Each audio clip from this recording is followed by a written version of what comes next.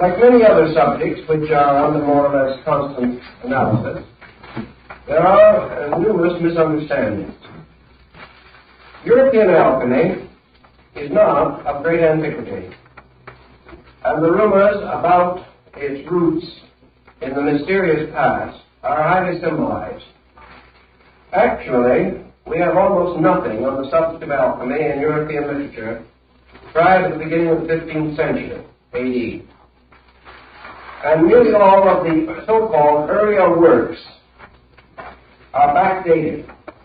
That is, they were prepared and printed after the year 1500, but with fictitious dates on an earlier period added to them. There is very little of alchemy in the incunabula printing of the first 50 years of printing, between 1445 and 1500. And we have very little evidence that the alchemical writings attributed to ancient authors are genuine. For example, there are books, presumably, alchemical writings of Aristotle, which are certainly comparatively modern fabricated. Also, a number of fictitious characters were invented during the 16th and 17th centuries as having lived at a much earlier date, but these inventions or unreal persons have no historical foundation. Actually, we find the phenomenon of the rise of alchemical symbolism and thought almost paralleling the rise of European astrological speculation and the rising of secret societies and of Rosicrucianism in Europe. Now, alchemy is not limited to European countries, that we know.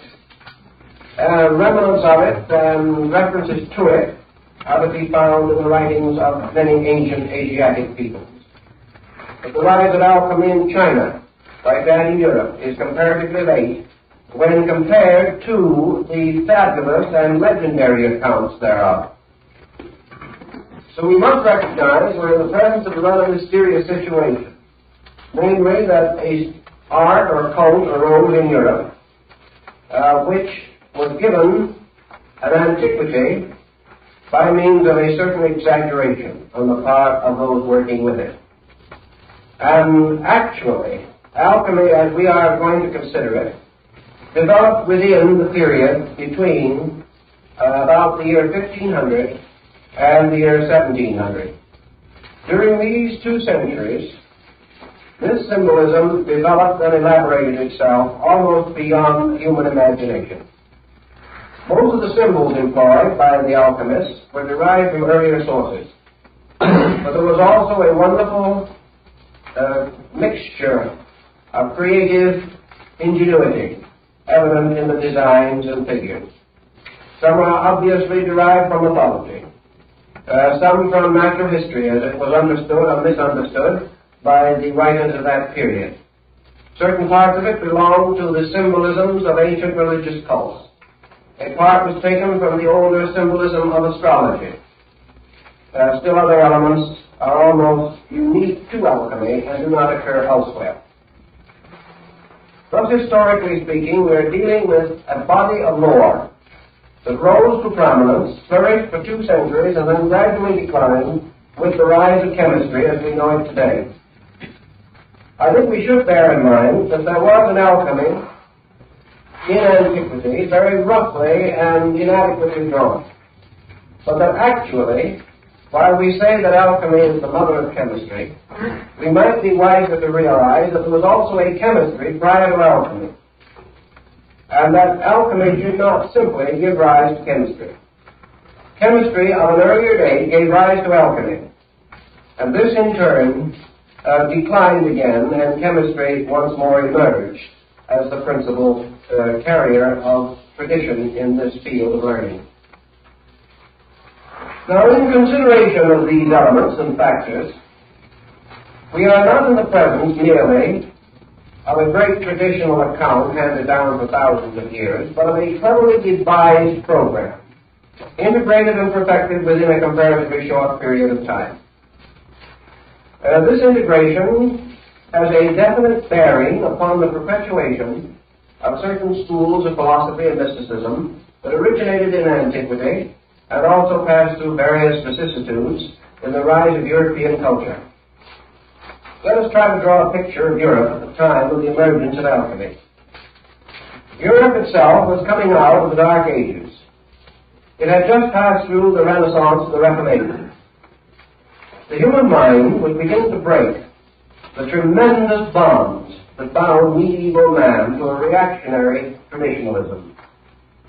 The human mind was also rebelling against the dogmatic theology which dominated this entire period of European history. For several hundred years, men had been unable to use their minds. In the first place, there was no way of training minds. There were no schools. There were no universities. There was practically no opportunity for the average citizen to become educated. The second problem was that Europe was devastated by natural and man-made catastrophes.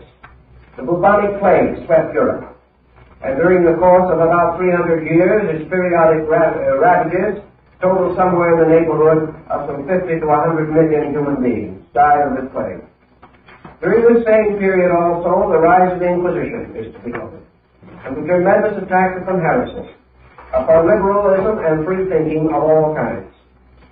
Even such schools and universities as did come into existence under the great cloister school system of Charlemagne were limited by a most reactionary and patristic philosophy. Even the physician did not dare to perform autopsy, did not dare to dissect the human body. He was bound completely to the writings of Galen and Avicenna, authorities, traditional authorities, whose writings covered the field from the minor ailments of the human body to the probable causes of volcanic eruptions. These traditional textbooks did not give any opportunity or any individualism to the mind of the person. It was simply schooled according to tradition, schooled within a very narrow boundary of acceptances and rejections. Within the church itself, a number of systems of philosophy had arisen, particularly the philosophy of St. Thomas Aquinas. This man had a magnificent mind, but bound as he was, again, by the limitations of his church and his time, he was unable to break through into the free atmosphere of liberal thinking. Rebels of that period, like Bruno, Savonarola, and even Paracelsus, paid with their lives, or with their worldly goods and honors, for their efforts to break through this traditional path. In this same period, demonism and demonology and necromancy flourished. The mysterious magic attributed to King Solomon was restored. The grimoires came into existence, and men went out to crossroads at night to invoke spirits. It was a time of rather dismal intellectual benightness. Yet this oppression forced upon man was not exactly in order with his growth and evolution. A more ancient man had achieved much more. The Greek and Roman civilization had given to the world a magnificent life. The philosophical attainments of Egypt and the Near East were spectacular. And these achievements and accomplishments did not simply die. They could not. The human being will not stop thinking and cannot stop thinking because someone tells him he must.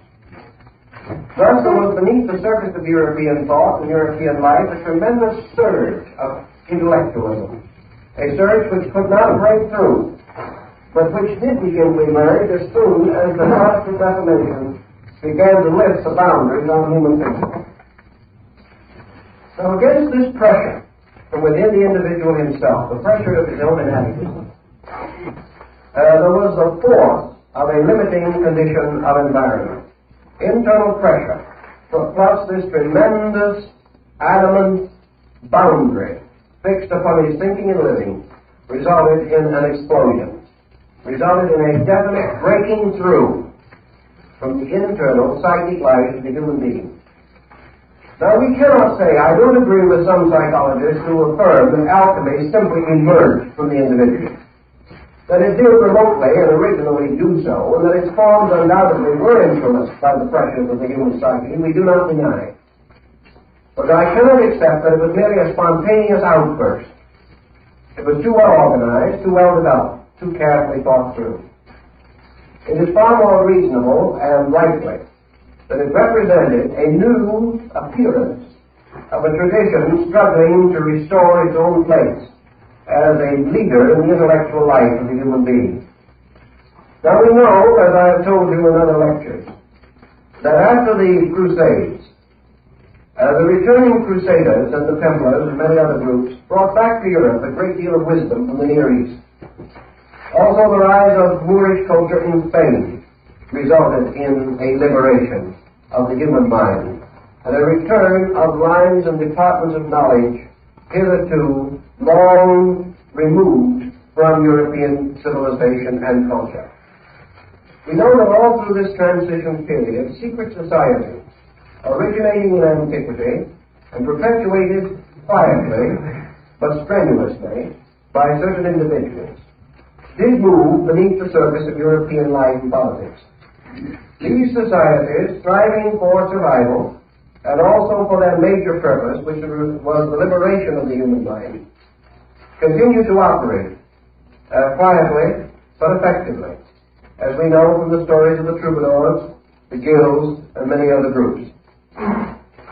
Now, as far as it is possible to determine, alchemy was devised as a means of perpetuating a secret kind of knowledge under the symbolism of chemistry. Now, why was chemistry chosen? Let us reply by asking another question. Why did the Dionysians and later Masonic organizations use architecture for exactly the same purpose? In other words, we know that the Dionysians believed that the building of a temple was a symbolization of the building of society and of the human soul. But at a time when it seemed advisable to move in secrecy, the active properties of the esoteric law were concealed under appropriate figures and devices. And just as the building of Solomon's temple came to mean the building of human society, so the transmutation of metals came to mean the transmutation of the personal and collective life of humanity. The symbolism was adroit because the alchemist had hit upon a basic truth, namely that all departments of nature can be brought under one general pattern, and any science thoroughly understood is a key to nearly all other forms of learning. Thus, in alchemy, the entire weight of an important philosophical system was trusted to chemistry and chemical symbolism. We may say that this was suitable and proper for the reason that against this symbolism there was no well-integrated body of opposition. If these philosophers revealed themselves as philosophers, they would have been persecuted. Had they advanced their ideas on a religious level, they would have been executed. Had they attempted to develop psychological training, they would probably have fallen victim to the Inquisition. But as chemists, they had several appeals. First of all, medicine and the chemical sciences were accepted by theology.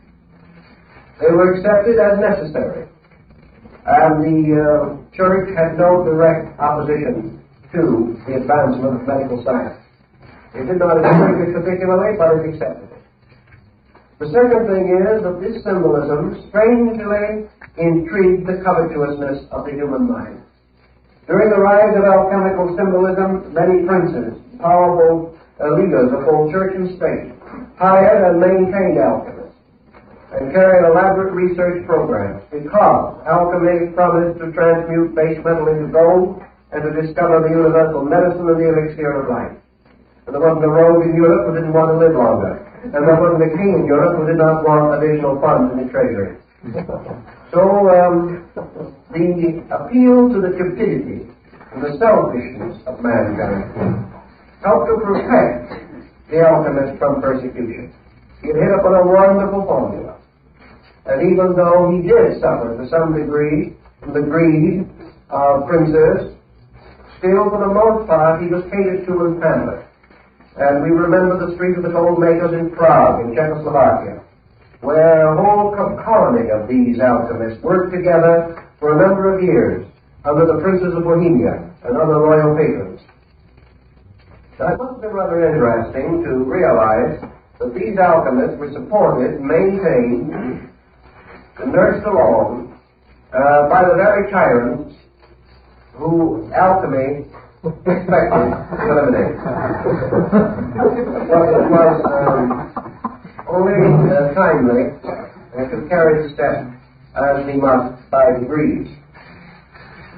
Now we have many hints, for example, that alchemy was a well-integrated kind of chemical guild, just as the tailors and the shoemakers and the various guilds were a closely integrated body with their obligations, with their trade union patterns.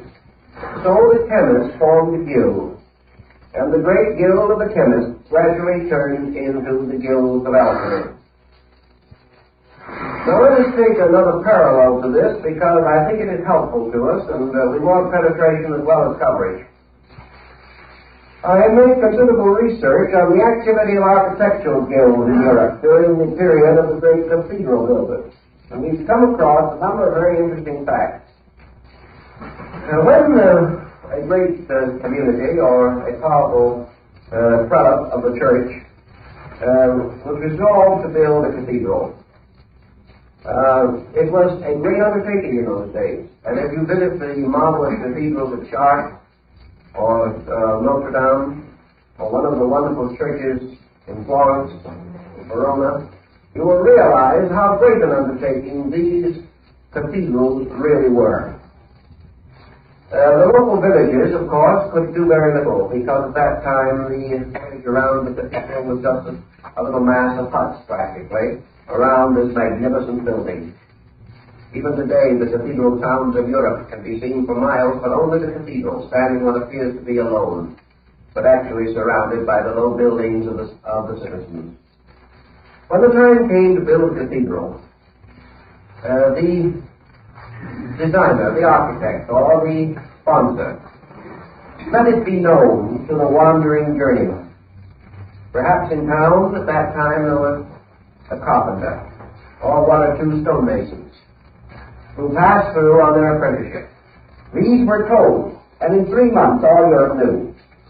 These wandering journeymen, traveling from place to place, told everyone along the way. Told they in turn told everyone else that they met, and so on. So in 3 or 4 months, the whole of Europe knew that this great building was contemplated. As a result of that, qualified workmen in all of the lines naturally involved in such a project began to congregate. Now, today, we would say they would come and probably come up with their trailers or something of that nature and build little communities or something of that nature, or move into hotels and boarding houses. Such things didn't exist at that time. When these builders came, they brought their families with them, they drove their cattle, they brought all their worldly goods, because they never expected to leave that community alive. In those days, to build a cathedral was a matter of 200 or 300 years. These men and their sons and their sons' sons would work on that building. It would continue until it was finished. Under such conditions, these builders, some coming from countries that did not even speak the language of the land in which they were to work, did not mingle with the citizens, did not move into the community or the town. They built their own city, a comparatively permanent one.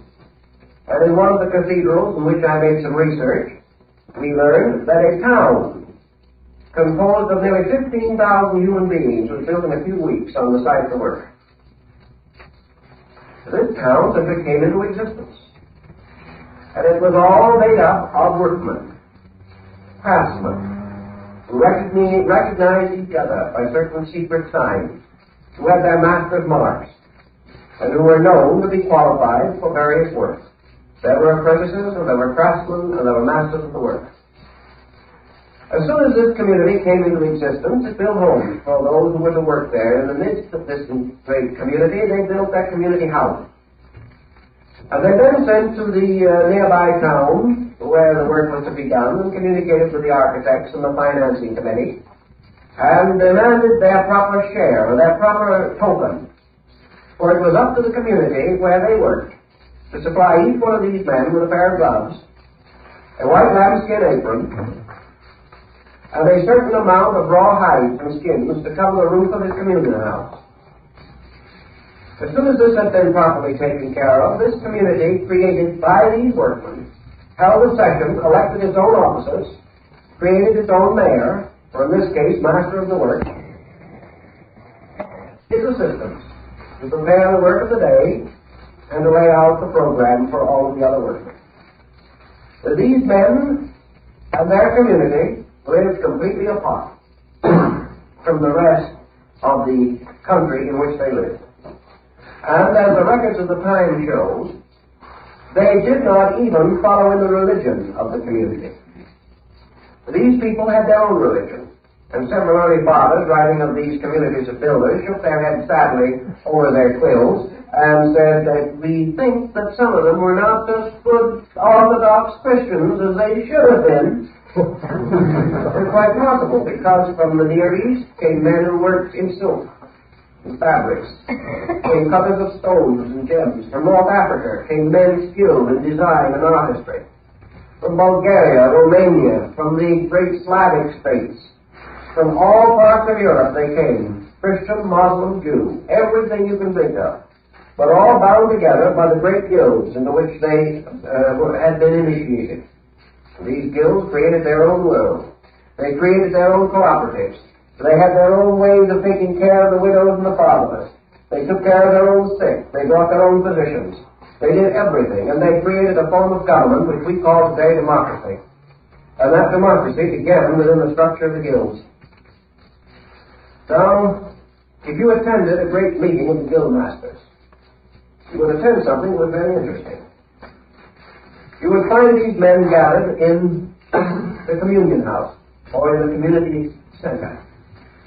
And here, on certain intervals, prescribed by their laws and their traditions, they broke bread together. And because not one of these was greater than another, they were seated around a circular table. And in the midst of the table was the gill cup. And this gill cup had on the lip, all around the edge of the cup, little hooks. And on each of these hooks was the crest and shield of a gill master. This cup was filled with wine, and each of the masters drank from the cup, performing a ritualistic Eucharist, and rededicating their lives to the great service of the architect of the universe. They were worshipping through building. Their laws were their own. Their secrets were inviolate. Their mysteries were perpetuated.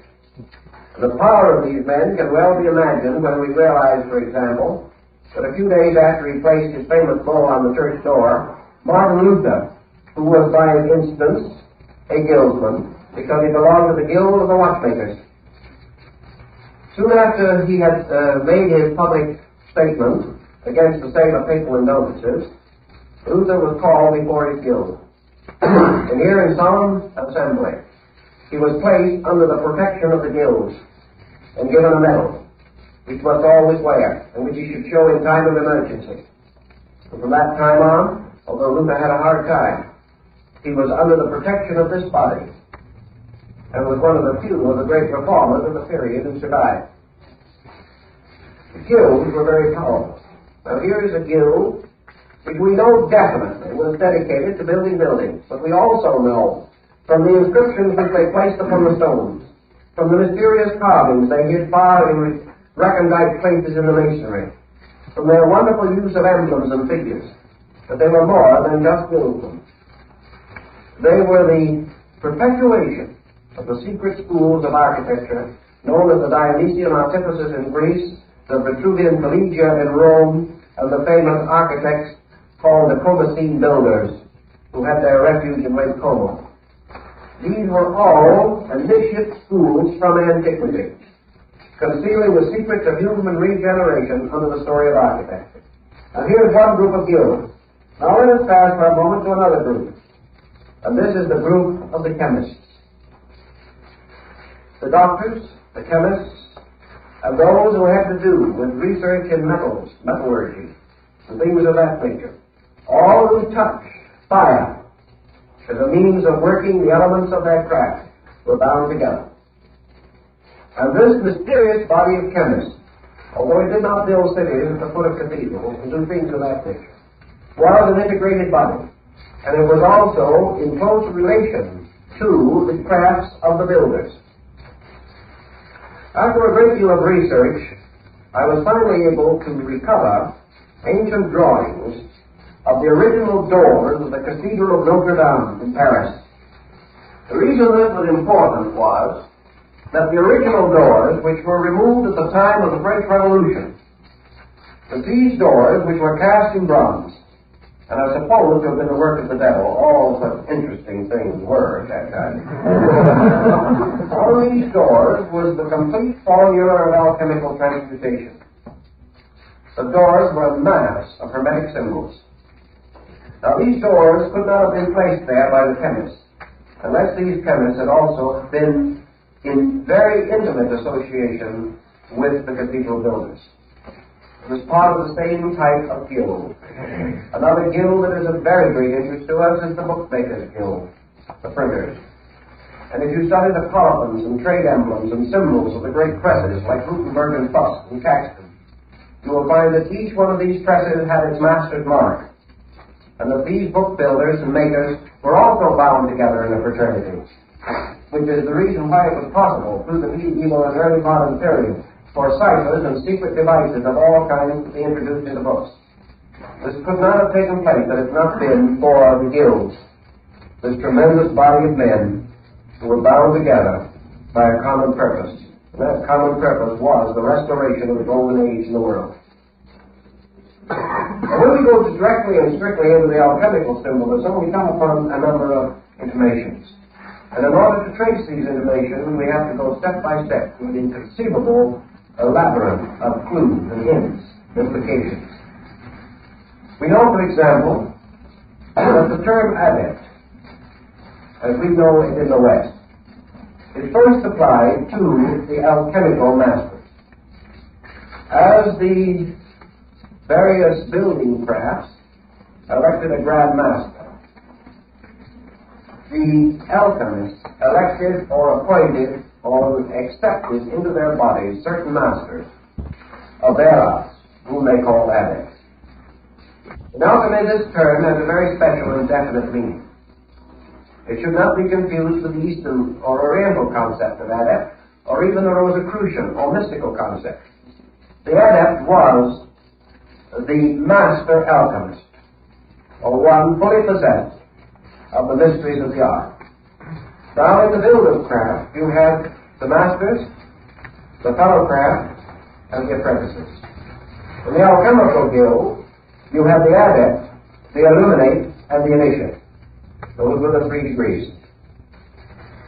And these represented those who had attained to 1 or 2 or even the 3rd step of knowledge concerning the mysteries of chemistry.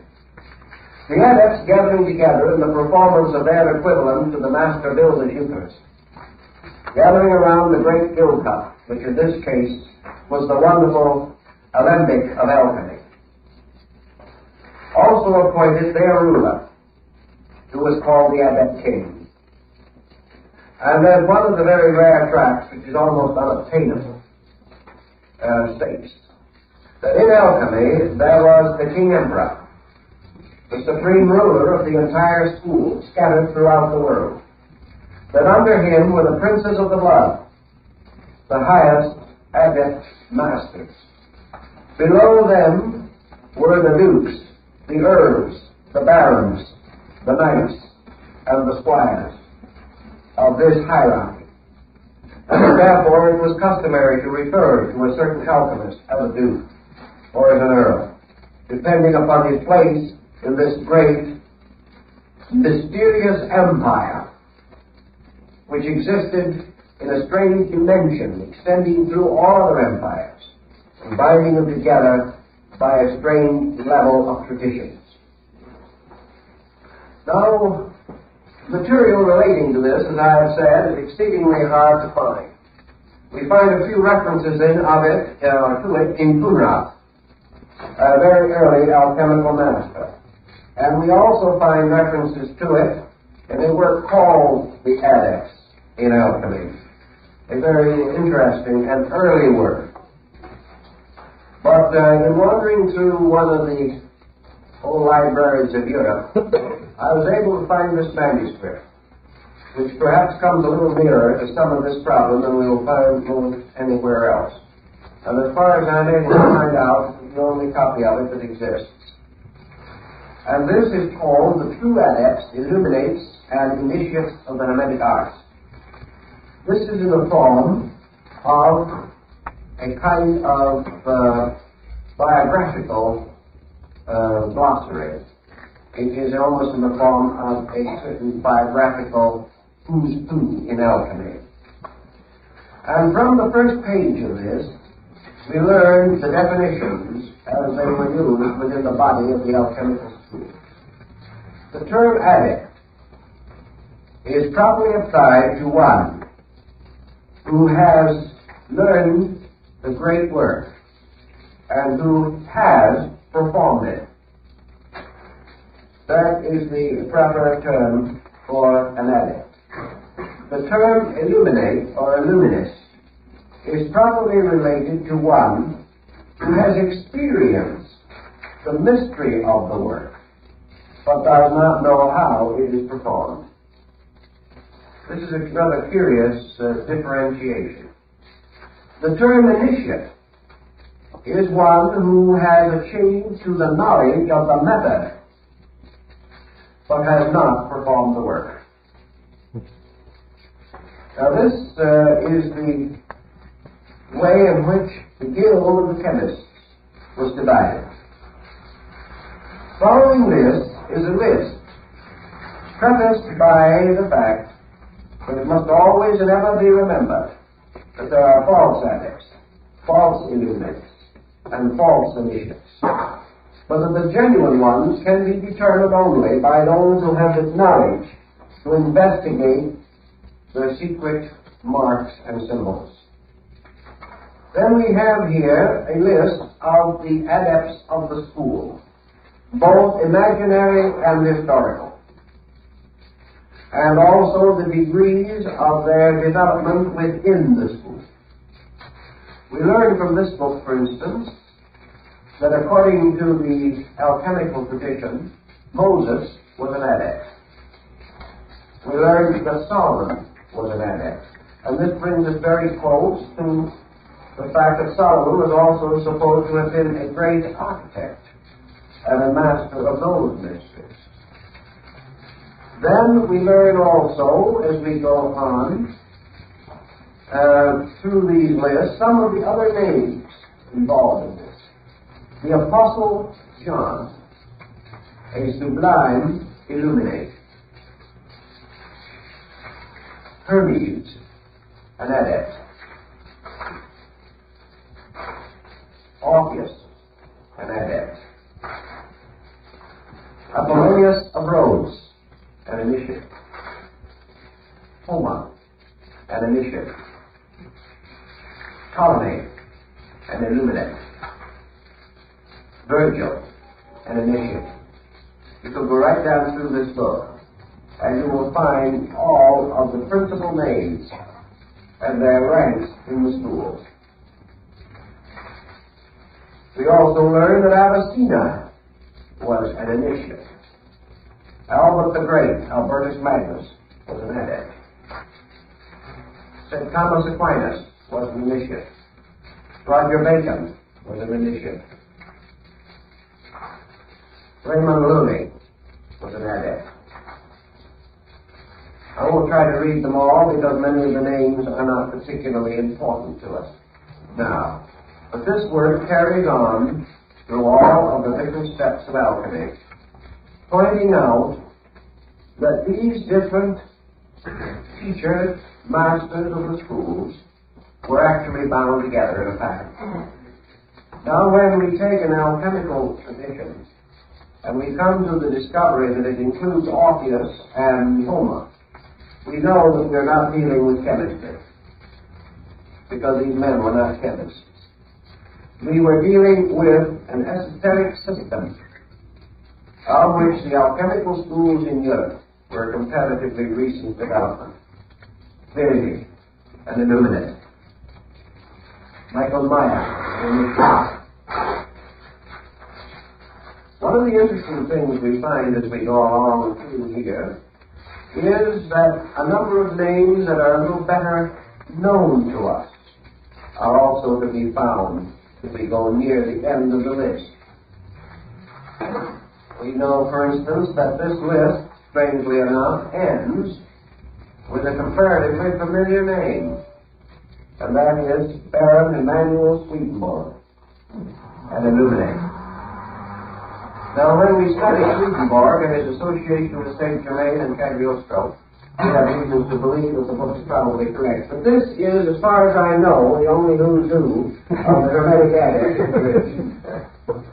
But the principle behind it is that the entire work was an integration, was a definite system devised for a purpose. And that purpose was concealed under a series of alchemical or magical symbols and devices, the meanings of which we will try to explain at least in part as this series progresses. Now, the next thing that I want to bring up in connection with the alchemical tradition is to try to orient what basically alchemy stood for. Generally and broadly, we know what it meant. We know that by transmutation was implied regeneration. We also know that the symbolism of alchemy was exact. Why? Because it was based upon an exact science, chemistry. We also realize that as we go into it, that perhaps the nearest parallel that we can find to it in our common experience in the modern world is yoga. In other words, alchemy was an esoteric discipline. It was a discipline based upon an exact science of human regeneration. Now, just as in almost all of the exact sciences of antiquity, it is assumed that the keys were lost, and that therefore the mystery of the cult or sect is no longer to be found. This I question very greatly. The second point that I think we should try to realize and understand is that the alchemists were not only interested in the regeneration of man, but in the restoration of the philosophic empire, as established in the concept of Plato. This restoration of the philosophic empire was to be undertaken by a broad political program. So alchemy penetrated and permeated practically every political and social state of the world, extending as far as China, throughout India, throughout the Near East, and even extending into the Central and South American areas of the Western Hemisphere, where chemistry had reached a fairly high degree of proficiency. Around the alchemical speculation, as it is, we have developed a great number of overtones. And these overtones can best be understood by reference perhaps to some of the alchemists themselves. Following this list, and only using approved members of the Necker group, the aristocrats of the order, we find, for example, that certain alchemists are more reliable, more careful, and obviously more informed than others. Among the best and greatest informed of these adept alchemists was Raymond Lully.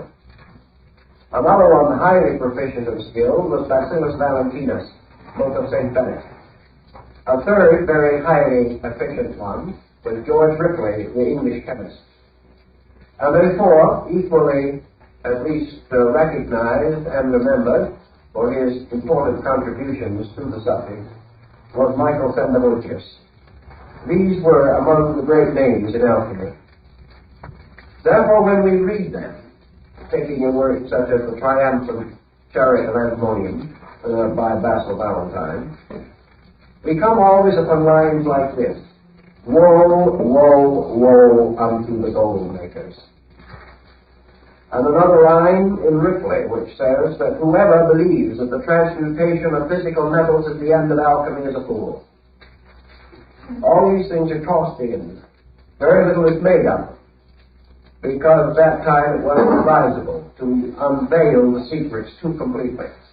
But the alchemists themselves have left in their published and outer writings irrefutable proof that they were not to be considered merely as chemists, that they were to be considered as the instruments of a secret purpose and art, and that this art they had inherited or brought down from a remote antiquity.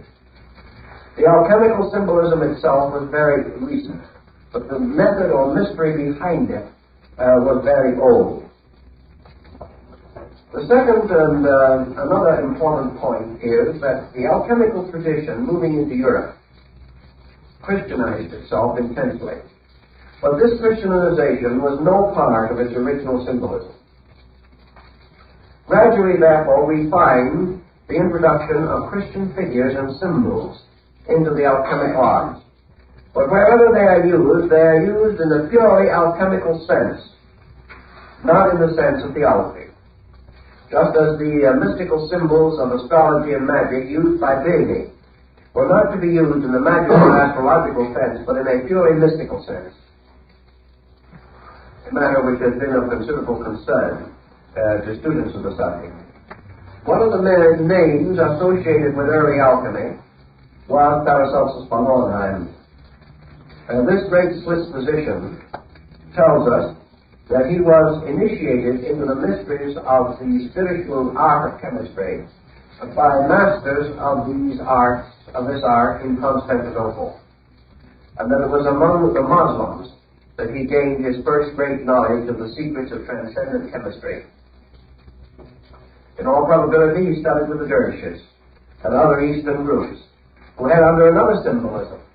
The symbolism, in some cases, of music or song or poetry, had come to the same as with the famous troubadours and the Pliard of Ronsard in France. All of these groups were bound together. Dante's Inferno was not intended to be a literal description of the netherworld. Milton's Paradise Lost was not intended merely to be a story based upon a great religious fantasy.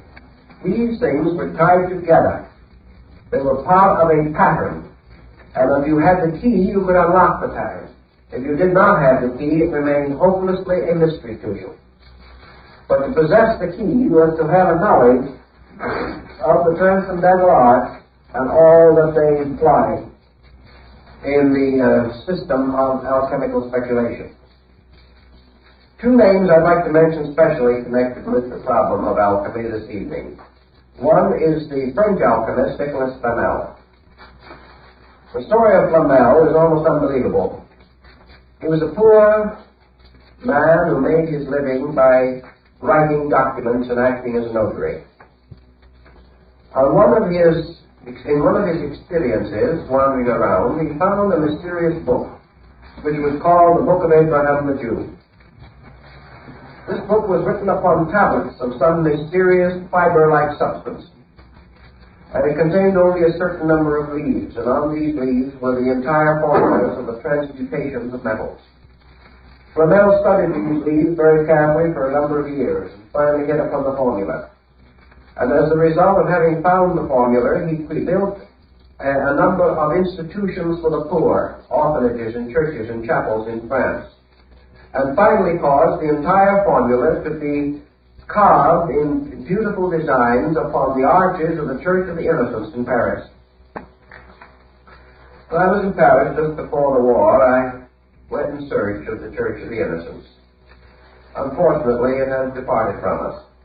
And where it once stood is now a small and almost deserted park. I happened to be able to get hold of the gardener, or caretaker, who watched this park, and he told me that every so often that when they were planting and weeding and making the little flower beds to look as best they could, they would dig up bones from the old cemetery of the Church of the Innocents. And then a number of stones and a number of inscribed sections from the church had been taken into the courtyard of the Cluny Museum in Paris, where they stood around in various places. I went over there and looked them over. Some of them still showed sections of the alchemical designs of Nicolas Flamel. This mysterious man was persecuted terrifically. They gave the secret from him, but never divulged it. And is said finally to have gone to Asia. where he lived for a great length of time in company with dervishes and other mystics. He was quite a remarkable person, and a wonderful story about him could easily be written.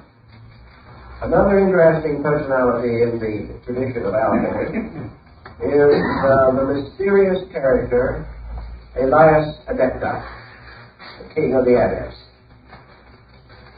He shows up once in a while, but has the same elusiveness as the mysterious character of the wandering Jew. The Adept king is described in some detail in one or two alchemical works. He is said to have lived forever, to have spoken every language in the world. And it was his peculiar habit to wander about Europe in disguise, always appearing in the costume of the country which he visited, always appearing to conform with its laws and customs, appearing at will and disappearing at will.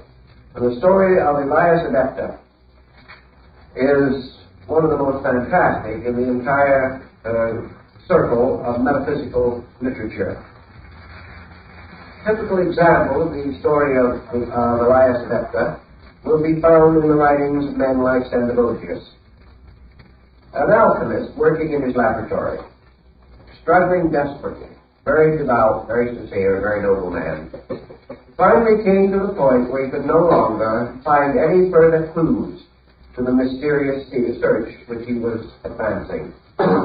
He came to the point where there were no longer any answers. He did not know what to do next. He had done everything that he could think of and conceive of, and had studied and worked and labored and prayed and meditated and gone as far as he could. In this emergency, it was not uncommon for a knock to be heard on the front door of his house. A mysterious man would come in. And he would go to the laboratory of the chemist and sit down and talk to him for a few moments, and then tell him what to do. And then, when asked who he was, he would probably smile and say, "Oh, just a wandering chemist who kind of had an idea to give a little advice at this time," and would walk out the door and never be seen or heard of again. And gradually, the records of this mysterious wanderer gained proportions. And for over 200 years, the story of Elias Adepta, wandering about Europe, is to be found in choice archives in this field of research. In a few cases, he told his name. He was Elias the Adept. He was the mysterious Adept king who was to come and to rule over the world. Then he was vanished again, like the mysterious bodhisattvas of Shambhala, not to be seen or heard of anymore. As these stories build and as the legends accumulate, the parallels between this concept and that of the Oriental mysteries become very obvious. And we know that we were dealing in Europe with an advanced system of speculation and art and science, which normally would not have existed and could not have existed, and which had to conceal itself for its own protection. Out of the alchemical furor of the 15th and 16th century came the Rosicrucian furor of the early 17th century. And let us remember definitely that all opinion and prejudice to the contrary, that there was no evidence of the existence of Rosicrucianism in Europe prior to the year 1610. That the story like that of alchemy has a much older origin, but that this origin is fantasy, is legend, lore, symbolism, all that we will accept. But actually, this society, which combined certain hermetic and alchemical factors with those of other sciences of the time, such as Kabbalism, magic, actually came into existence about 1610. Nearly all of the alchemists then flourishing in Europe became immediately involved in this new heresy, the Brotherhood of the Rosy Cross. It also was strangely short-lived and elusive. There are a number of accounts of Rosicrucian adepts, including one who whistled rats out of houses, but we won't take him too seriously. In the first 10 years of Rosicrucian excitement, after the publication of the Mamma and Confessio Fragilitatis, about 900 books were written dealing with the subject by persons who knew nothing about it whatsoever. Many of these books were in the form of open letters, published at the expense of the author, in stating his own qualifications and asking a brother of the society to contact him in some way. because he had no way of contacting the society itself. Naturally, most of these letters and open epistles were ignored. No one has ever been able to find out who the dominant persons were behind this movement, any more than that of the original alchemy. But that they all sprang from a common root, that they all had certain works in common, we cannot doubt. That they fulfilled a very useful function in the unfoldment of the European mind is also quite definite and evident. Now, from this general survey, which is naturally exceedingly brief and which only touches a few of the interesting phases of it, I want to try to start a series of rather brief definitions of some of the elements of alchemy as we have to contact them and work with them in the future. First of all, alchemy, as we say, has three steps or degrees of adepts. One being the adept himself, one the illuminate, and one the initiate. It likewise had three great works or achievements with which it was concerned primarily under the title or general collective term, the magnum opus, or the great work. The first and supreme work of the alchemist was the formation or the production by art and genius of the philosopher's stone, the lapis philosophorum. Now, the creation of the philosopher's stone was associated identically with the adept himself. The adept, or the master of the school, and the philosopher's stone parallel. In other words, the adept and the stone had something in common, almost something in identity. The second work of the great school of alchemy was the transmutation of base metals. This, the formation of physical chemistry for the production of synthetic minerals and metals, was associated with the third step in the cycle, namely the initiate. In other words, the initiate was the transmuter of metals. The illuminist, who was between these two, was identified with the search for the universal medicine. So we have the three steps in relationship to the three grades. The creation of the stone being the work of the adept, the discovery of the universal medicine being the work of the illuminate, and the transmutation of base metals being the work of the initiate. These three then represented the keys to the works of the grades, or differentiated the labors of the three classes or orders of alchemists. The transmutation of base metals into gold was the work of science. The creation of the universal medicine was the work of philosophy. The casting of the lapis philosophorum, or the great stone, was the work of religion. Thus, religion, philosophy, and science were the three grades, as in almost all of the great mystical things, schools and systems. The first grade was, of course, the grade of the spirit, the second, the grade of the soul, and the third, the grade of the body. Thus, the body was the transmuter of minerals, the soul, the discoverer of the medicine, and the spirit, the precipitator of the stone. Von Welling, the great German adept, gives us a very definite series of definitions, indicating that these accomplishments conceal the rituals, rites, and secret ceremonies of the grades, and that therefore, under the heading, for instance, of the transmutation of metals, we have an interesting symbolism. The alchemist represented metals under usually 7 symbols. These 7 symbols being identical with the planetary symbols of astrology. Thus, for instance, lead with Saturn, iron with Mars, and so on. These were the base metals. And they were formed together in the form of a 6-point star composed of 2 interlaced triangles, and in the center a 7th point. So that the 6 points on the points of the stars and the 7th in the center constituted the 7 metals. Now, the alchemists also drew this, as described in the Septium Deum, in the form of 7 of these 6-pointed star patterns arranged in a circle like a wreath. In each one, a different symbol of a different metal was in the center, and the other 6 surrounded it on the points of the stars.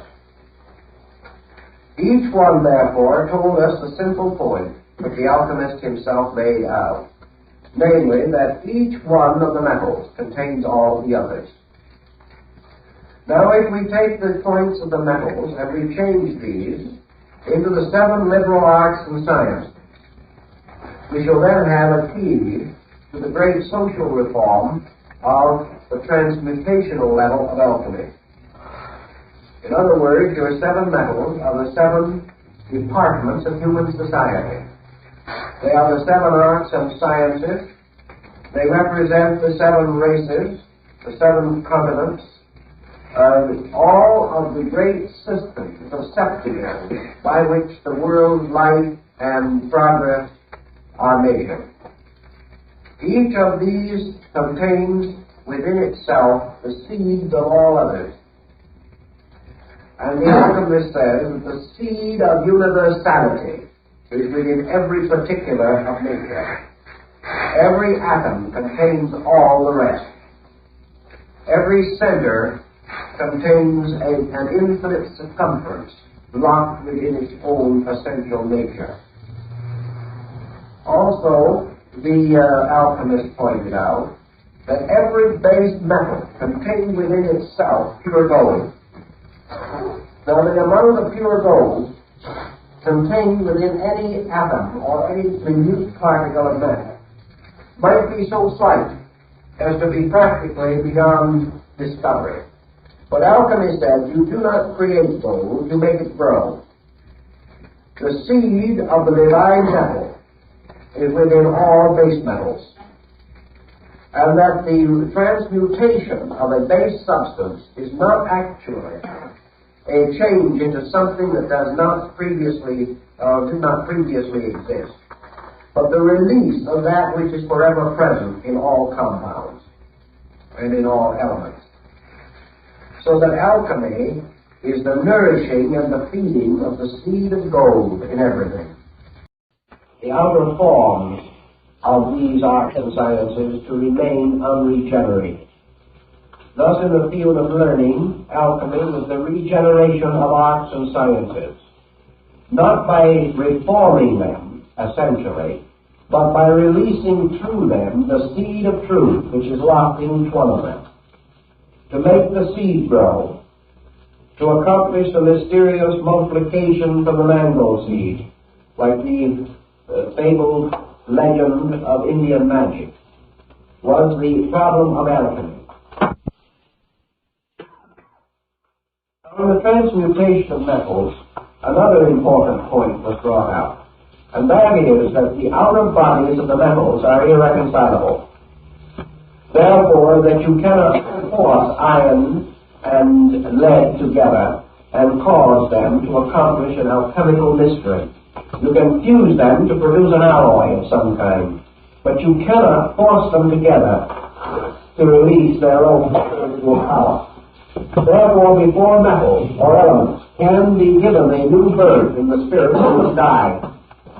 And the death of elements, the destruction of minerals, the complete elimination of the formal nature of the forms of things is part of the alchemical procedure.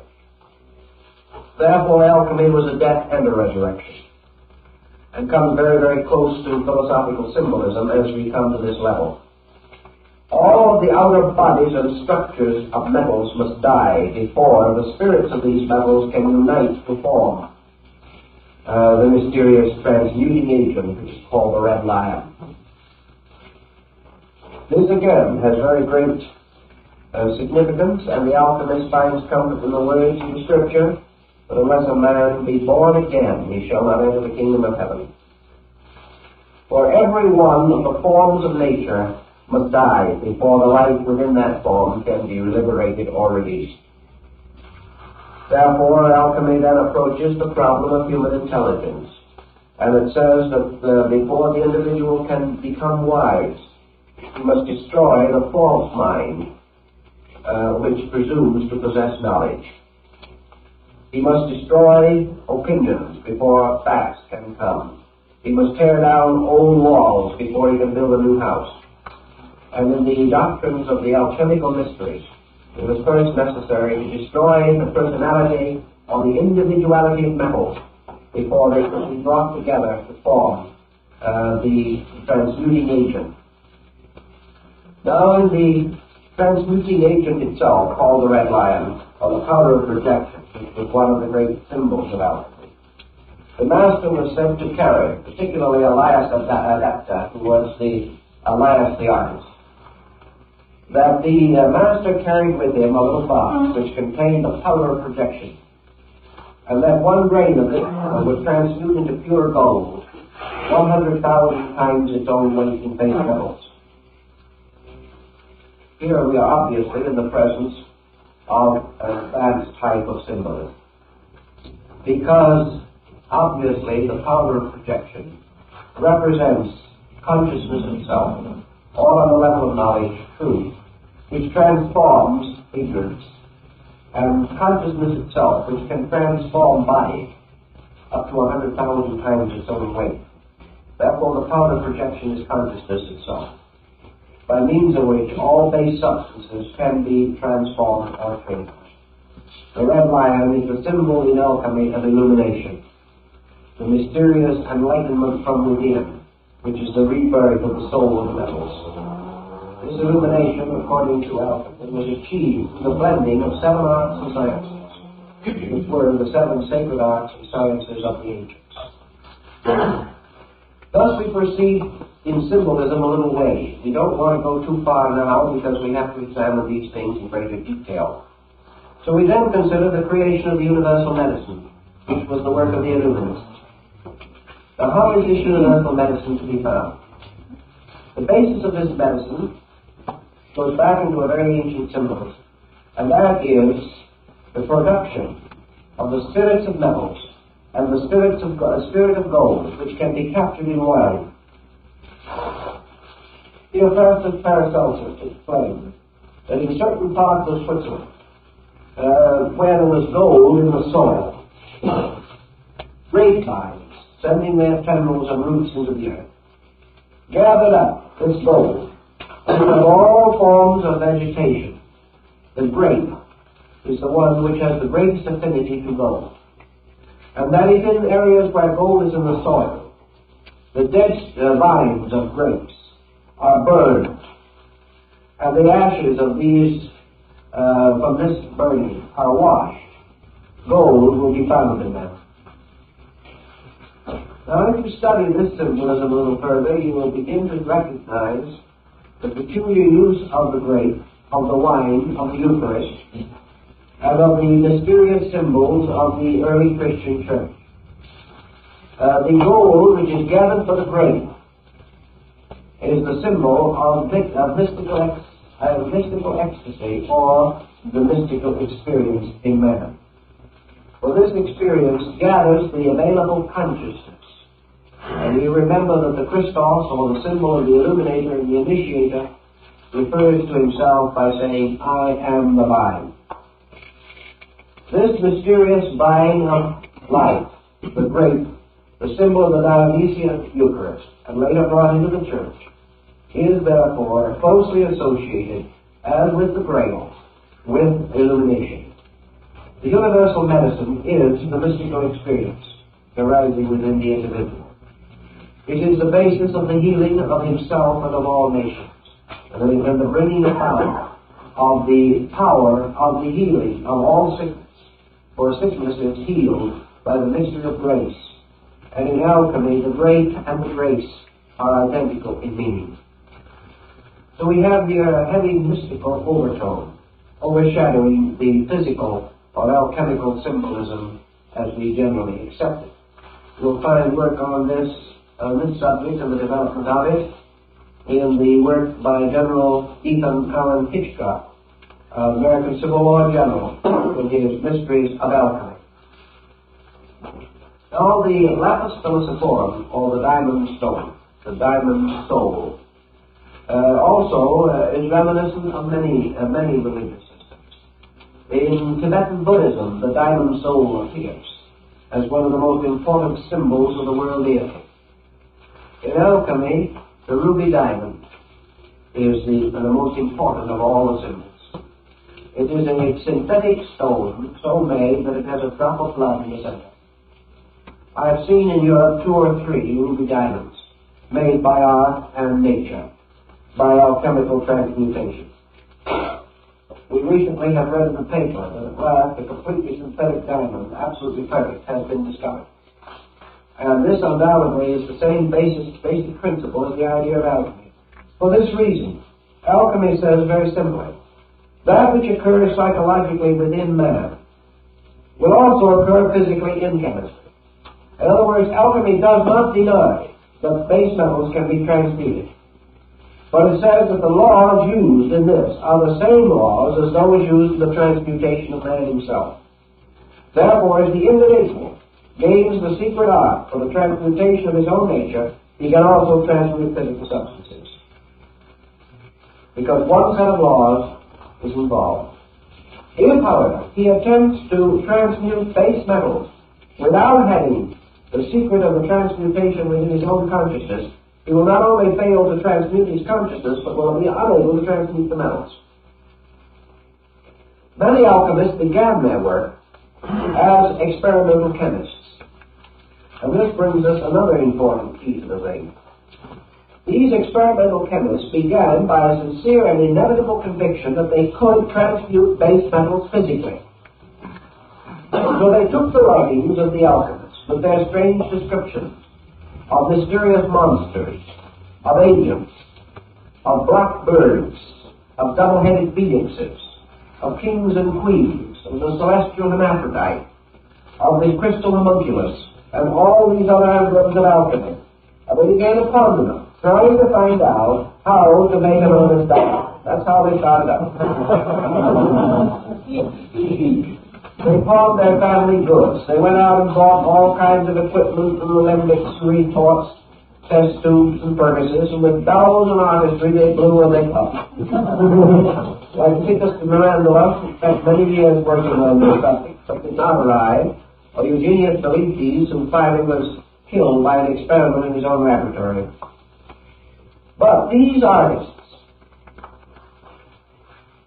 struggling to understand the symbols, fighting day by day with the processes in their retorts, gathering their dew from plates of glass on the various figurations of the constellations, seeking for the gold-bearing grapevine, working with the formulas, studying the designs and symbols. These very physical chemists, as Michael Sendevogius tells us, who was one of them, started with this simple intent to transmute base metals to become rich. But they hadn't gone very far when something began to happen to them.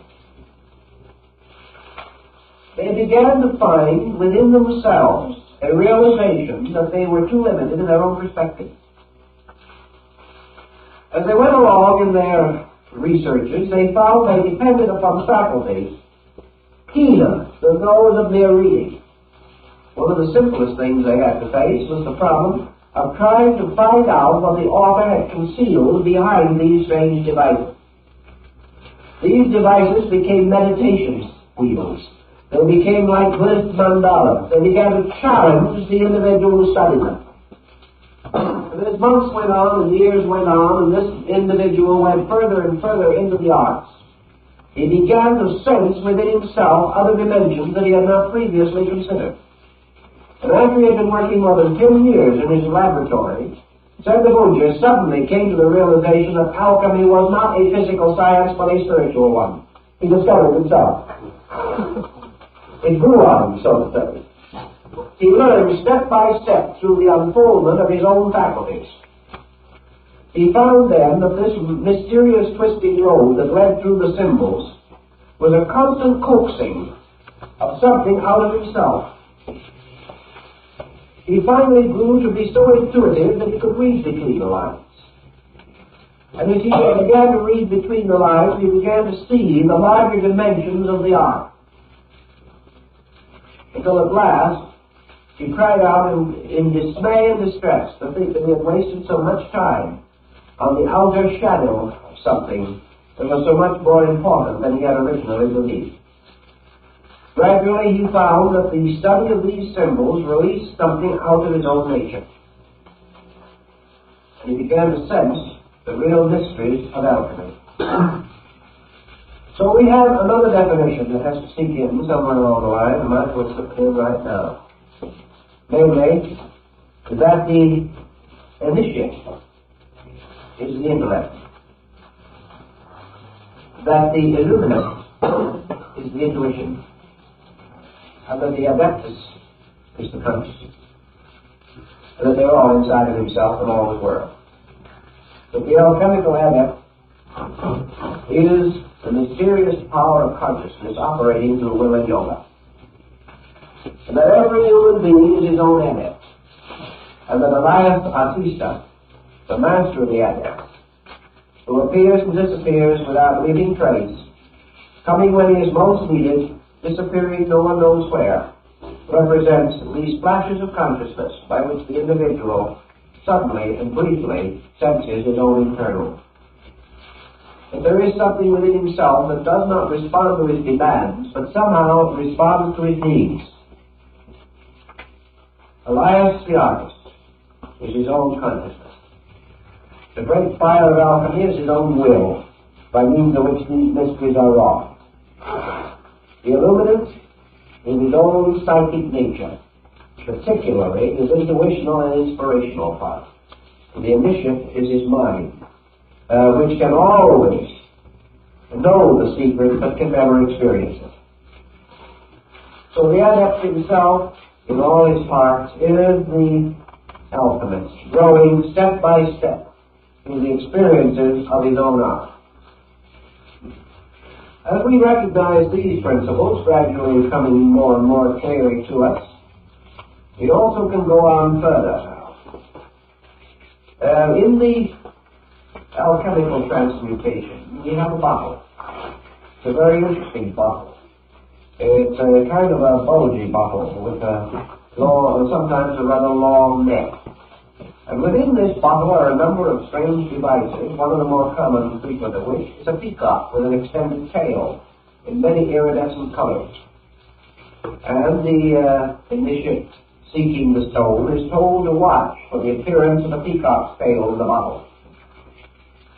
In the emblems of Solomon Trismosan, called the Splendor Solis, we have a good many examples of this wonderful adventure taking place in a glass bottle. This was called the hermetic womb in the rites and in the ancient mysteries. And this undoubtedly has one very simple meaning. This glass bottle is the human soul. And it is within this soul that the mystery of the seven transmutations takes place. Now, you remember in the last series when we were talking about yoga, I pointed out the importance of recognizing that the human soul corresponds with the orbits of the seven planets, and that the soul of man represents this field of the seven cardinal virtues, the seven deadly sins, which reflect downward into the physical phenomena of the seven liberal arts and sciences. Therefore, the second part of the work of the illuminant, takes place within the soul, and the bottle it must contain the universal medicine. Now, this universal medicine is achieved through the mystery of the seven parts of the human soul, a doctrine which originated probably in Egypt, where there is specific reference to the seven souls of man and how they in turn influence the destiny of his life. Now, when we get up into the higher level of the adeptus, we also begin to see this cut diamond with its various facets and symbols. And the further we go into that diamond and the study of it, the closer we get to the great geometric solids that Plato and Pythagoras. The diamond is a symbol of a symmetrical geometric solid, the sign of the perfect form of nature.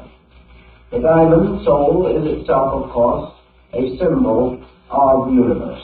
It is a symbol of consciousness. It is a symbol of spirit.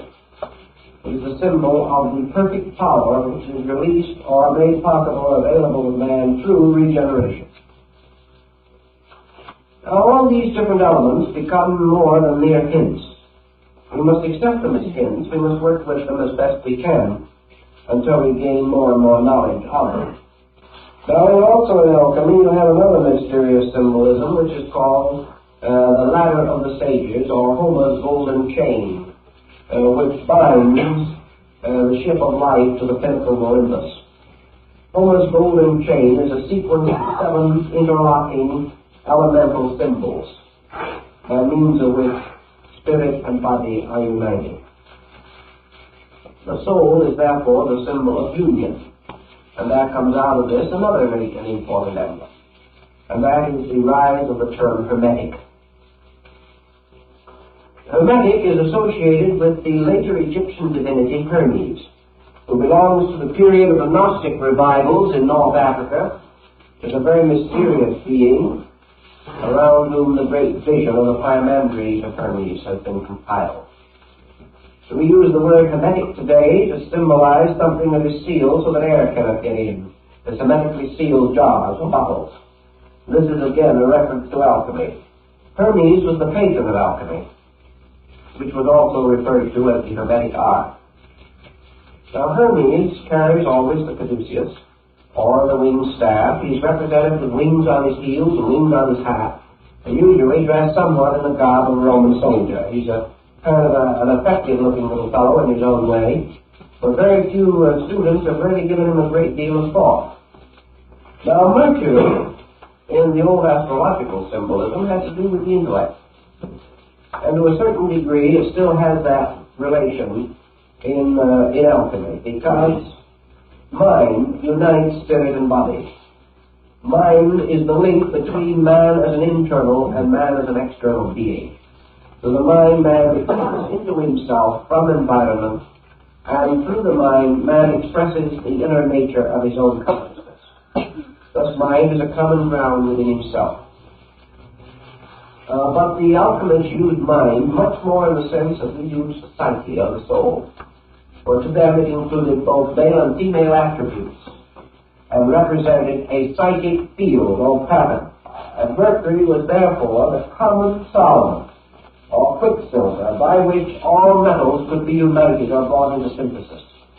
Mercury was the absorbing power, so that actually, according to their doctrine, the Philosopher's Stone was composed of the union of salt, mercury, and sulfur. Sulfur representing consciousness or spirit, salt representing earth or body, and mercury representing mind or the solvent.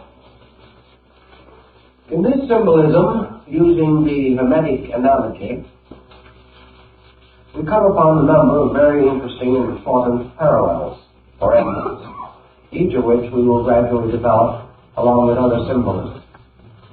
Mercury now emerges as something that unites or forms a common ground, absorbing into itself things otherwise irreconcilable. Let us try to understand that in terms of human experience, in something that is familiar to us. What is there about us as beings, or what faculty or power do we possess by which we can reconcile opposites, by which we can bind together through experience things held differently or regarded as irreconcilable in nature or quality? What is this most mysterious and absorbing agent? The Greeks and later the Hermetists and the alchemists declared that the psychic field of man was capable of accepting from above spiritual power and reducing them to the level of mind and emotion, and that this also, the soul, was able to cause bodily elements and external phenomena to ascend into this middle zone and be absorbed into soul quality, so that the soul was the common denominator, the link, the common field into which both spirit and matter passed, and in which they seemed to die, to be reborn again as one body or being. So we can say that in the Hermetic allegory, consciousness, which is the spiritual power, descending into the field of Mercury or into the soul, manifests itself as intellect and intuition, whereas bodily elements or energies ascending into the soul also took on an attribute or aspect of intellect and intuition, so that they took on an overtone and were reconciled in this field, and that therefore a man, through a kind of experience within himself, achieved an alchemy in which he transmuted the opposites of his own nature and caused them to become one being within the sphere of soul power. So we have the formula very simple. We have the king and queen, which are spirit and body, or God and nature, producing the homunculus, or the crystal creature, which is man. Man, therefore, is Hermes. Man is the unifier. Man is the personification of the principle of the Hermetic medicine.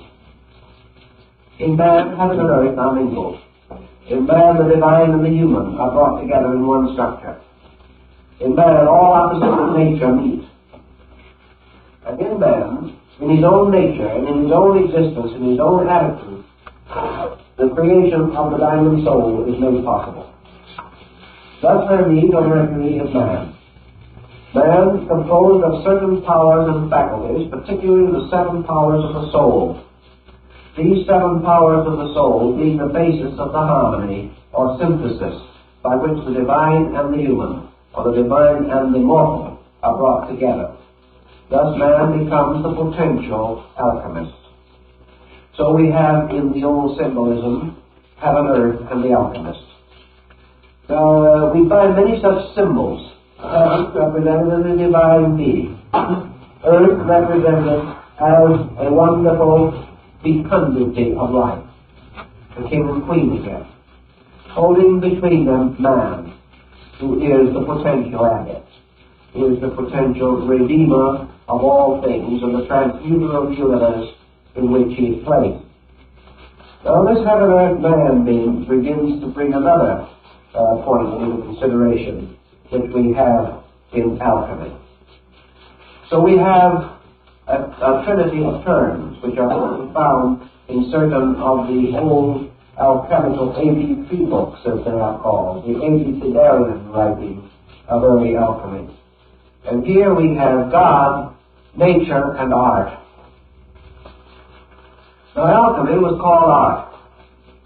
And it was called art in a definition which says, an art perfects nature. Alchemy says there are no miracles to be performed by art. Art merely anticipates nature and achieves its greatest work by becoming a handmaid of nature. Bacon, the English philosopher, refers to art as the power to perfect nature through intelligent cooperation. So art becomes the symbol of alchemy. In nature, all things are growing. All things are unfolding their life. And all things are moving inevitably and victoriously towards perfection, or toward the state of pure and complete being. But the path is slow, the means are continuous, and the achievements are imperceptible at any given time. Now, in a field of man's researches, such as horticulture, for example, comes along a person like Mr. Burbank, or a man like Dr. Carver.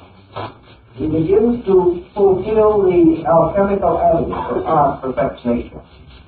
Burbank became a great student of plant life.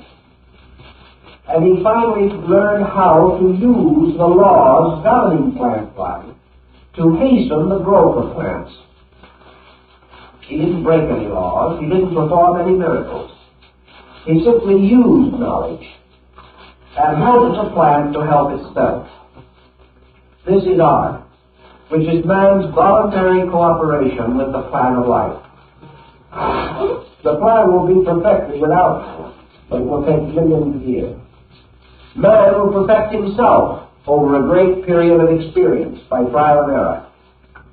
Man will go on suffering, dying, until he learns how to live. This is the long road. He will continue to make mistakes. Will learn ultimately the laws governing his own conduct. And in the fullness of time will learn to keep those laws. But man may also do many things. He may learn how to work with laws. He may learn that through his own voluntary cooperation, he can make things grow more rapidly. Through will, wisdom, and discipline, he can make himself grow more rapidly. Not by performing a miracle, but by cooperating with nature.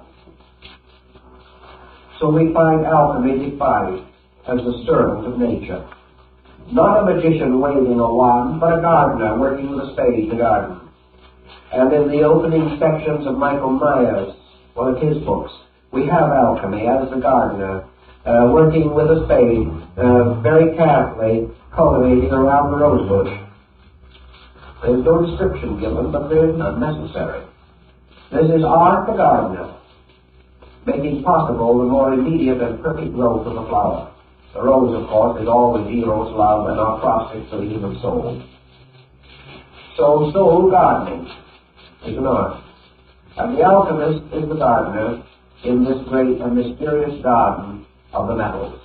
So we find around the gardener growing on various trees symbols of all the metals. He is a gardener working in the field of the metals. He is making them to grow. The artist also is the gardener working in the garden of his own soul, making it to grow, releasing the 7 powers and faculties which are exoterically represented by the 7 senses of man, unfolding all the potentials there, keeping faith with the law, making the law to reveal itself through working with it, through following its own rules and causing the law to fulfill itself more immediately through obedience. Another symbolism appropriate to the idea is the gardener weeding his garden. He has valuable plants there which he wishes to protect. Therefore he takes away the weeds. He fertilizes the ground. He cultivates it and makes it possible for his precious plants to grow better. Now also we find the garden sometimes symbolized as a little fenced-in enclosure, in which, as like as not, you will find 2 animals, a lion and a unicorn. Now we'll all remember the good old earthly ride, the lion and the unicorn fighting for the crown. You'll find that the lion and the unicorn, for instance, are the supporters of the crest of Great Britain, the British Empire. The unicorn is a very wonderful creature, with 1 horn in its forehead, made like a horse. The unicorn is a very, very sensitive and delicate animal, and always likes to be around kindly people. The unicorn will very patiently and lovingly follow the mysterious virgin of the world, Sophia, who is the only one that can put a bridle on it. This is a very interesting bit of symbolism also, because what is 1 horn but 1 pointed? And what is 1 pointed except will or consciousness itself? Therefore, the unicorn represents the power of will, the conscious will of the individual.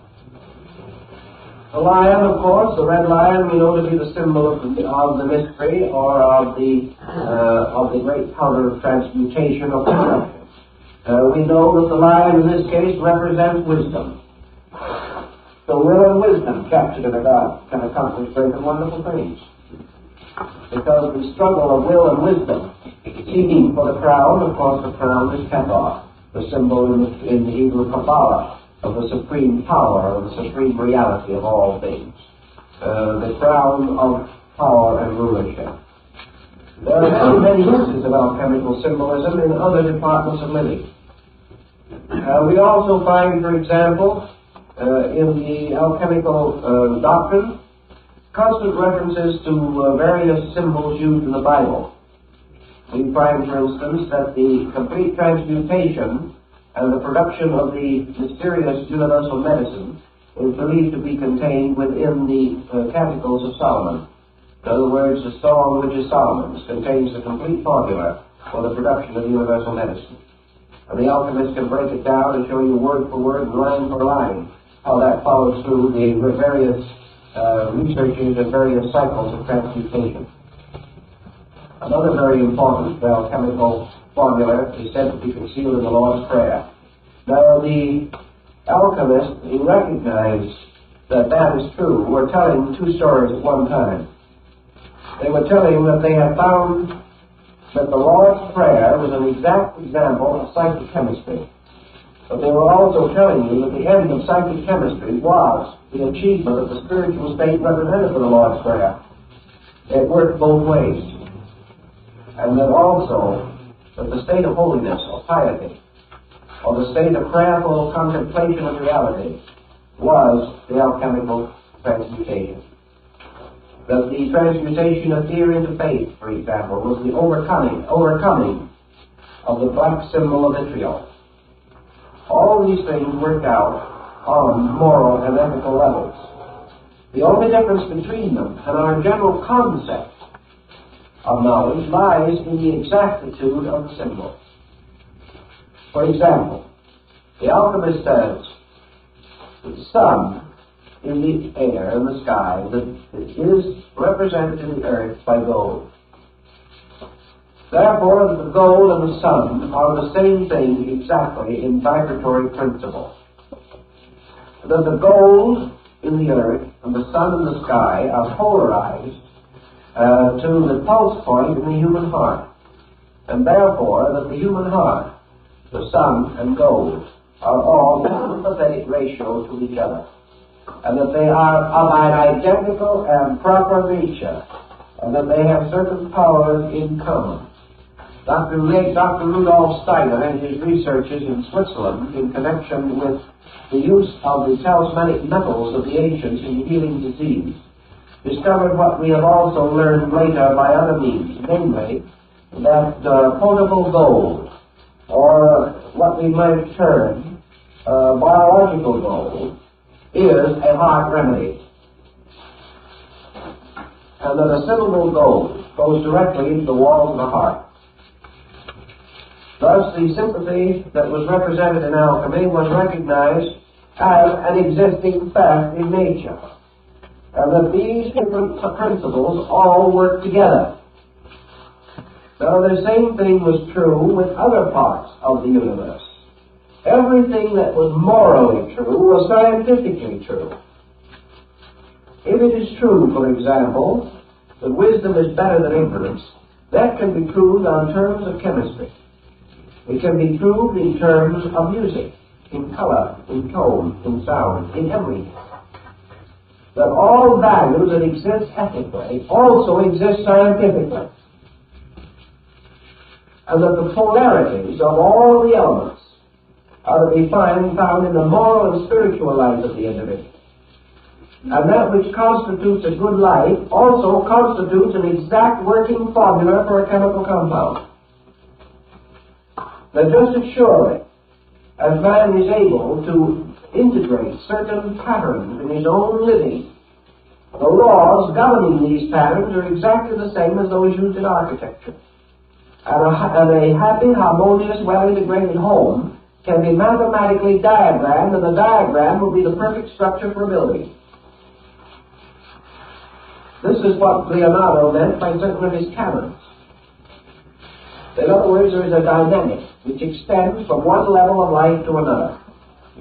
Pythagoras knew that if you played a certain chord of music, that this chord, in its mathematical vibration, could be and was equivalent to the basic key to the structure of a building, the basic key to a chemical compound, a basic formula in law, everything. All these things work together constantly.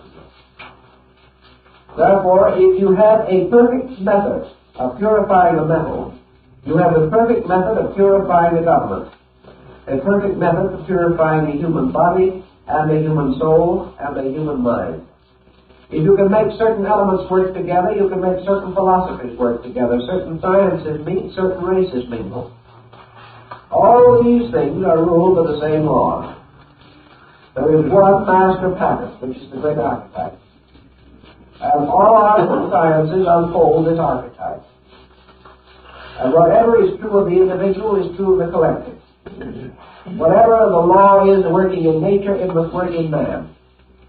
And just as surely as certain energies in space unite to produce worlds, so certain energies in man must meet and mingle to produce the development and unfoldment of his body and his functions. There is only one set of laws. And these laws become the keys to the Hermetic art.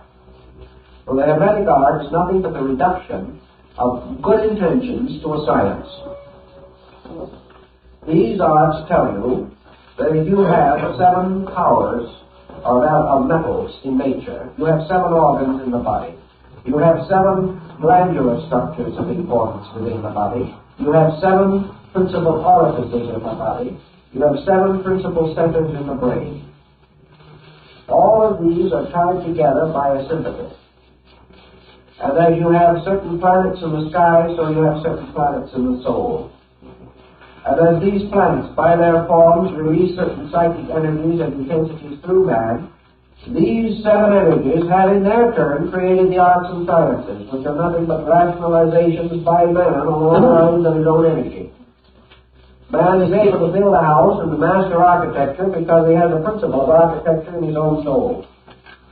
That principle of architecture within his own soul is represented by one of the 7 metals. If, therefore, he lacked a certain element within his constitution, he would lack a dimension of consciousness. If gold was removed from his body, he would not only die, but assuming that he did not die, a proportion or dimension of consciousness would depart from him. Every one of these things is tied together, forming one tremendous, all-inclusive pattern. And the pattern itself was described in the Hermetic arts as the tomb of Christian Rosenkreuz. For in this tomb was all of the symbolism of a miniature universe, and in the ceiling of it burned the ever-burning lamp, which was the symbol of consciousness. As therefore the consciousness in nature produces the world, so the consciousness in man sets up septenaries within himself. These septenaries are all on sympathy with each other, exactly like tuning forks, which at the same pitch will react to the sound one on the other. The same way diseases represent certain perversities in vibratory rates. These diseases can be reached by sounding their keynotes. They can be neutralized by other rates of vibration, representing their antipathies. This was the basis of the sympathetic medicine of Paracelsus. We treated the ailments of Mars with the power of Venus and the ailments of Saturn with the power of Jupiter. But when you say Saturn and Jupiter as planets, you're also referring to elements, to minerals, to medications, to degrees of consciousness, to sense perceptions, to soul perceptions, to intuitional faculties, and to the whole gamut. Because all of these things move on the same vibration patterns. Thus we have in alchemy this concept of one universe, in which a series of formulas exist. Now the alchemist took the universal formula, or space, which is the largest, and he reduced it to a formula that he could follow in his laboratory, and we can follow a little bit from Von Welling, in order that we may understand the symbolism a little better. In his great work on salt, sulfur, and mercury, Von Welling says that he took a tiny grain of the universal medicine and placed it on the surface of water in a floor retort, which he diametrically sealed. He then placed this retort on a sand furnace. And a sand furnace is one in which the temperature is maintained at about of the human body, which is very important. It never got too warm. The heat was applied only through sand. There was a thick layer of sand between the heat and the retort resting in the sand. And Von Welling says that after a certain time, when the heat within the bottle reached that temperature of incubation, or the temperature, as he says, that is achieved by the hen sitting on an egg. When that peculiar natural heat level was reached, this grain of the elixir, or the mysterious powder, began to move. And he said as he watched it, it began to spin. And as it spun, it threw parts of itself off. And these parts that flew off began to move around it. and in a half an hour he saw unfold within the retort a complete solar system. Why? Because every unit must follow the law of the entire. Now, if he had used a different level of analogy, he could have taken that same grain, placed it within another type of bottle, with another group of elements to work with, and under the same heat and the length of time, this grain of the eternal elixir would have begun to move in a different direction, would gradually have taken the whirling proportions of the human embryo and would have ultimately developed into a human body called the homunculus. He would have done exactly the same thing. And he would have had the tiny human being in the bottle. Now we also have, in the Paracelsian theory, the possibility of reviving all kinds of forms from their own ashes. This we have under various symbolism. A plant burned to ashes within a sealed bottle, and then under a certain type of pressure and under certain use of alchemical formulas, heated to a certain degree. The plant, or a shadow of it, will grow again in the bottle in ashes. Years ago, I had an interesting experience with which we will try to explain this. A man came to me who had spent many years up in the northern part of Canada, along the Klondike. He was an old gold miner. And he said, there's something that I've never been able to understand.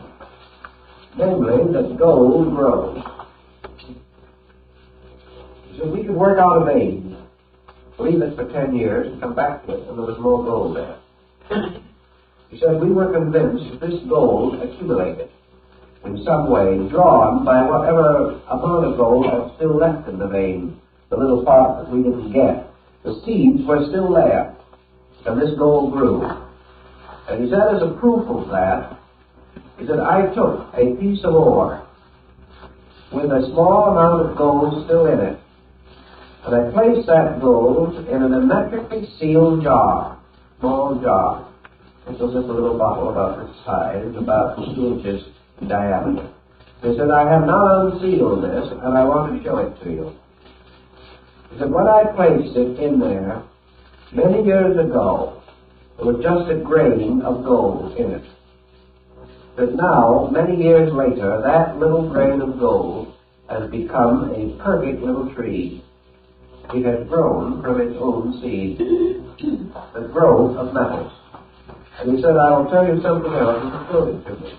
And it was undoubtedly exactly as he had described, and I'm inclined to believe him because we have the same record exactly from the Swiss gold miners of the 16th and 17th centuries who said that they had actually made gold grow. But another interesting thing this old miner told me was, he said, it didn't grow nearly as rapidly until I happened to discover something. Namely, that it grew more if I kept it on me. And therefore, for many months, I've carried it inside my clothing, this little bottle. Because whenever it was close to me, it grew. And of course, the answer was body heat. As long as it was close to his body, it grew. And reports of these experiments have been carried on for hundreds of years. And the concept of gold growing in the rocks, gold growing in the human body growing, all of these things tie up with the alchemical tradition, which is that all things grow. And that as the metals grow under certain conditions, so man grows. And what is the gentle heat which matures the metals? And the Buddhist might answer, the fire of aspiration by which all things grow. But there is a certain mood or spirit within man, a warmth of man's own soul that makes him grow. And in the presence of this warmth within himself, and this warmth is the warmth of the mother hen sitting on the egg, which even in itself is a rather interesting thing, because it is the warmth of love. It is the warmth of service, of protection.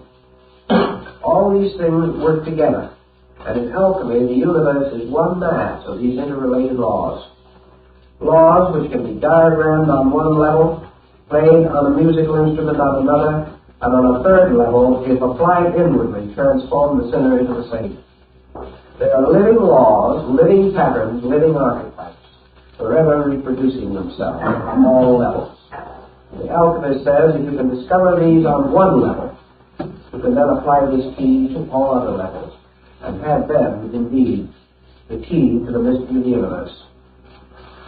So this is a little something of the background. And from that we must go on to the psychology of this, or the science of it, and I'll try to show you as we go along the symbols, the artistry, the books, the manuscripts by which this symbolism, this concept is unfolded. And it is the great hermetic allegory, or the great law of analogy. As above, so below. As with the lesser, so with the greater. All things differing in multitude and magnitude, but all identical in the great pattern of vital principles that sustain them. To know these principles, then, is to be the magician, to be the master of all things by knowing the laws and obeying the laws. And art is man's learning to obey. His constructive and wonderful ability to take these principles and amplify them so that they work more rapidly and perfect themselves more perfectly. Man working with law, therefore, is the master alchemist. And if he works with the law works for him. And he sees things grow and multiply in days, months, or years, which might otherwise require ages, unless they receive the cultivation of the hermetic garden. This is the concept on which we must later build the more detailed account of the alchemical procedures.